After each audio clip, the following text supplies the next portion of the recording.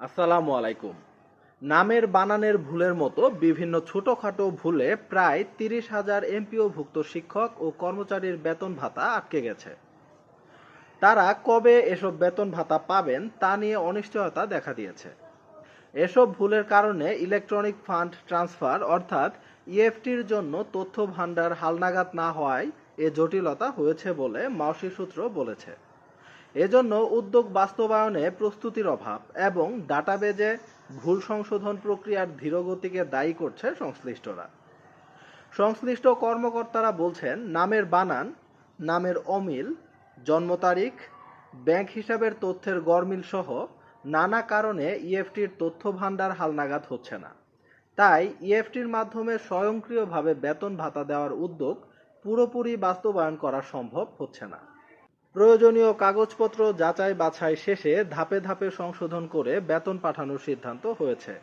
জানতে চাইলে বাংলাদেশ মাধ্যমিক সহকারী শিক্ষক সমিতির সহসভাপতি মোহাম্মদ ইয়াসিন বলেন, আমার নামের আগে সবকিছুতেই মোহাম্মদ বড় করে লেখা ছিল, কিন্তু এমপিও শিটে ছোট করে মোহাম্মদ দেওয়া হয়েছে।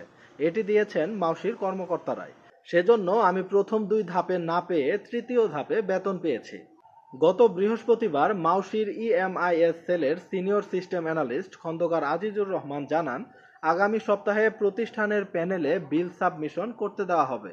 এছাড়া শিক্ষক কর্মচারীদের ডাটা ভ্যালিডেশন প্রক্রিয়াও রয়েছে। এটি শেষ হলে জানুয়ারি মাসের বেতন যাবে। তবে যাদের তথ্যে ভুল রয়েছে তাদের দিতে সমস্যা হতে পারে।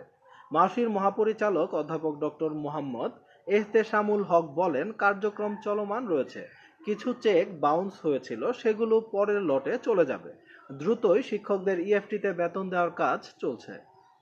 এদিকে মাদ্রাসা শিক্ষা অধিদপ্তর ও কারিগরি শিক্ষা অধিদপ্তর ৮ বিভাগে ৮টি শিক্ষা প্রতিষ্ঠানের শিক্ষক কর্মচারীদের ডিসেম্বরের বেতন পরীক্ষামূলকভাবে এই ফেব্রুয়ারিতে ইএফটির মাধ্যমে দেওয়া হবে।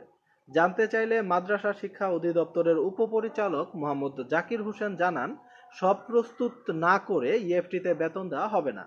ফেব্রুয়ারিতে ৮টি বিভাগের ৮টি মাদ্রাসা শিক্ষা প্রতিষ্ঠানের শিক্ষক কর্মচারীদের বেতন দেওয়ার পাইলটিং করা হবে। পাইলটিংয়ের পর মে অথবা জুন মাস থেকে পর্যায়ক্রমে ইএফটিতে বেতন দেওয়া হবে।